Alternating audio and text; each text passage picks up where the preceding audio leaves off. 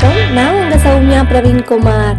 இன்னைக்கு என்னோட கிச்சன்ல நான் என்ன ரெசிபி பார்க்க போறேன்னா இட்லி, தோசை, சப்பாத்தி, பரோட்டா இதுக்கெல்லாம் ஒரு சூப்பரான வெஜிடபிள் குருமா ரெஸ்டாரண்ட் ஸ்டைல்ல இதை வீட்லயே எப்படி பண்றதுன்னு பார்க்கலாம் வாங்க. இதுக்கு ஒரு கடாய் வச்சிருக்கேன். அதுல 2 டேபிள் ஸ்பூன் அளவுக்கு கடலை எண்ணெய் சேர்த்திருக்கேன்.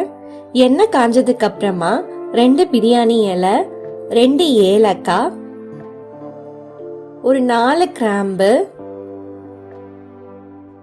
ஒரு 3 துண்டு பட்டை, இதெல்லாம் நல்லா பொரிஞ்சதுக்கு அப்புறமா 1 டீஸ்பூன் அளவுக்கு சோம்பு சேர்த்திக்கலாம். இது கூட கட் பண்ணி வச்சிருக்க ஒரு பெரிய வெங்காயத்தை சேர்த்திக்கலாம். வெங்காயத்தை நல்லா வதக்கிக்கலாம்.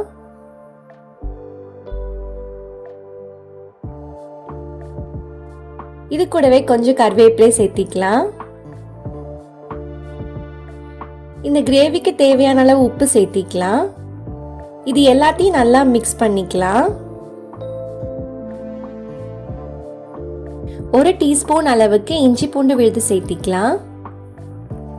இதோட பச்சை வாசனை போற அளவுக்கு நல்லா வதக்கிக்கலாம். நான் இப்ப வைக்கிற குருமா 4 பேத்துக்கு சரியா இருக்கும். பச்சை வாசனை போனதுக்கு அப்புறமா கட் பண்ணி வச்சிருக்க ஒரு தக்காளியை சேர்த்திக்கலாம். இது எல்லாத்தையும் நல்லா வதக்கிக்கலாம். நல்லா வதங்கி எண்ணெய் பிரிஞ்சு வர வரைக்கும் வெயிட் பண்ணலாம். எண்ணெயெல்லாம் நல்லா பிரிஞ்சு வந்துருச்சு. இந்த ஸ்டேஜ்ல 1/4 டீஸ்பூன் மஞ்சள் தூள் சேர்த்திக்கலாம். 1 டீஸ்பூன் அளவுக்கு மிளகாய் தூள் சேர்த்திக்கலாம். 1 டீஸ்பூன் மல்லித்தூள் சேர்த்திக்கலாம். 1 டீஸ்பூன் சீரகத்தூள் சேர்த்திக்கலாம். இது எல்லாத்தையும் சேர்த்திட்டு இதை நல்லா கலந்து விட்டுக்கலாம். இந்த மசாலாவோட பச்சை வாசனை போற அளவுக்கு வதக்கிக்கலாம்.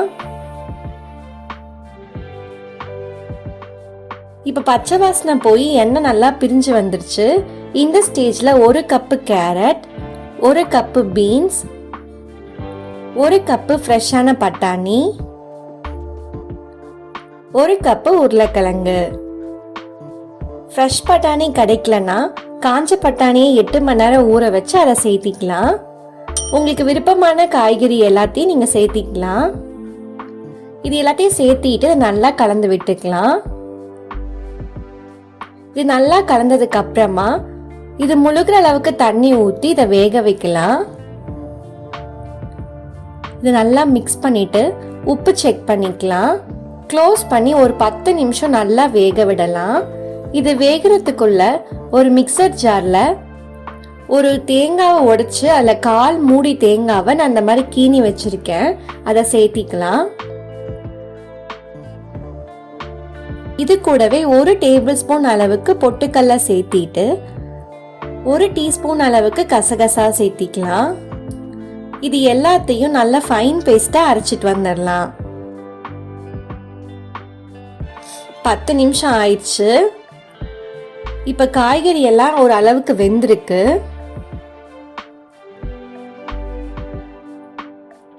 இந்த ஸ்டேஜ்ல நம்ம அரைச்சு வச்சிருக்க தேங்காய் விழுது சேர்த்திக்கலாம். இப்ப நல்லா கலந்து விட்டுக்கலாம். இதுல பொட்டுக்கல்ல ஆட் பண்ணிருக்கனால குழம்பு ரொம்ப கெட்டி ஆயிடும். அதனால தண்ணி இப்பவே ஆட் பண்ணிக்கலாம். இது எல்லாத்தையும் நல்லா கலந்து விட்டுக்கலாம். இப்ப கரெக்டா இருக்கு கன்சிஸ்டன்சி. இந்த ஸ்டேஜ்ல ஃப்ளேமை ஹைக்கு மாத்திட்டு க்ளோஸ் பண்ணி ஒரு 5 நிமிஷம் கொதிக்க விட்டு ஸ்டவ் ஆஃப் பண்ணிட்டு கொத்தமல்லி இலை தூவி சர்வ் பண்ணலாம். பரோட்டா, சப்பாத்தி, இட்லி, தோசை இதுக்கெல்லாம் ஒரு சூப்பரான சைட் டிஷ்ஷா இருக்கும். கண்டிப்பா ட்ரை பண்ணி பாருங்க. இந்த மாதிரி சிம்பிளான குயிக்கான ரெசிபிஸை பார்க்கணும்னா என்னோட சௌமியா இந்த கிச்சன் சேனலை சப்ஸ்கிரைப் பண்ணிக்கோங்க. தேங்க்யூ ஃபார் வாட்சிங் மை வீடியோ.